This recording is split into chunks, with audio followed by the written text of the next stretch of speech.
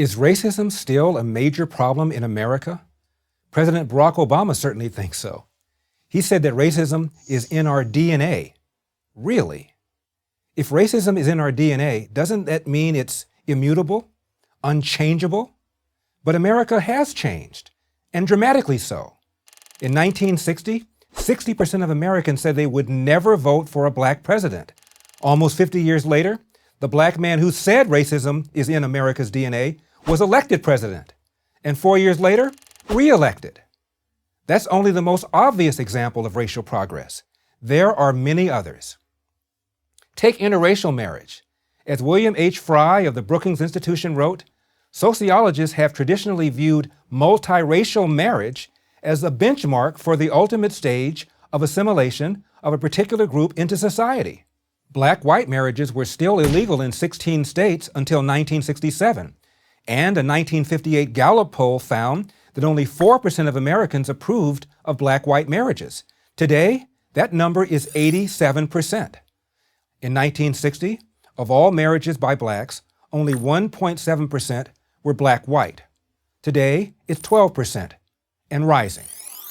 Now, what about racial profiling and abuse of blacks by police? Doesn't that prove that racism remains a major problem?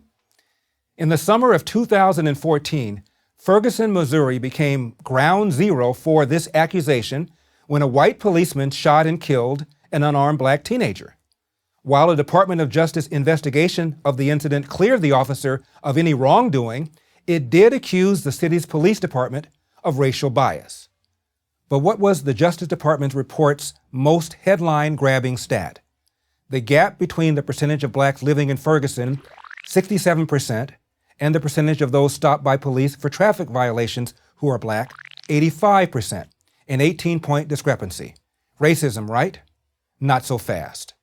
Blacks comprise 25% of New York City, but account for 55% of those stopped for traffic offenses, a 30-point discrepancy, far bigger than that of Ferguson.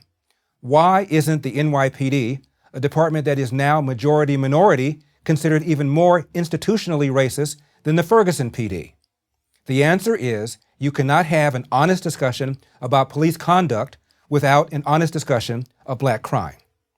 Though blacks are 13% of the population, they commit 50% of the nation's homicides.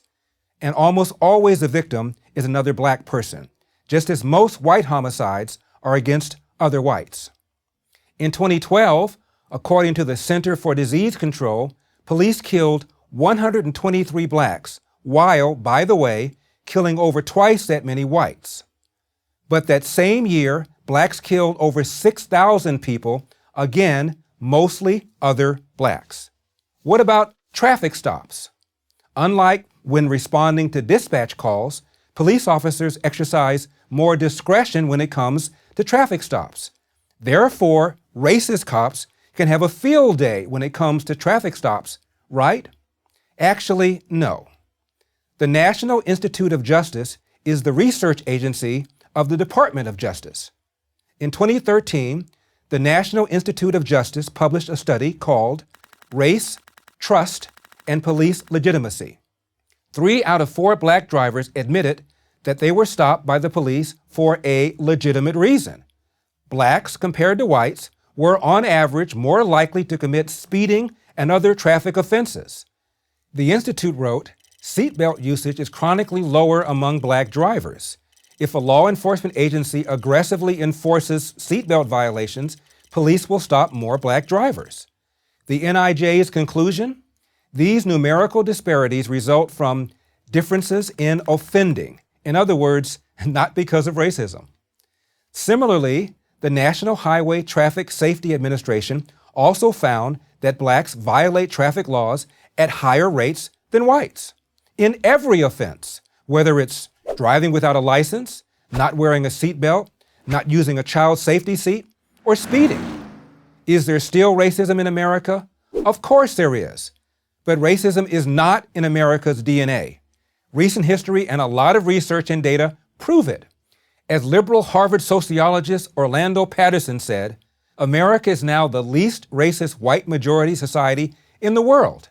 has a better record of legal protections of minorities than any other society, white or black, offers more opportunities to a greater number of black persons than any other society, including all of those of Africa. Patterson, by the way, is black. I'm Larry Elder for Prager University. To subscribe to our YouTube channel, click here. To help keep our videos free, donate here.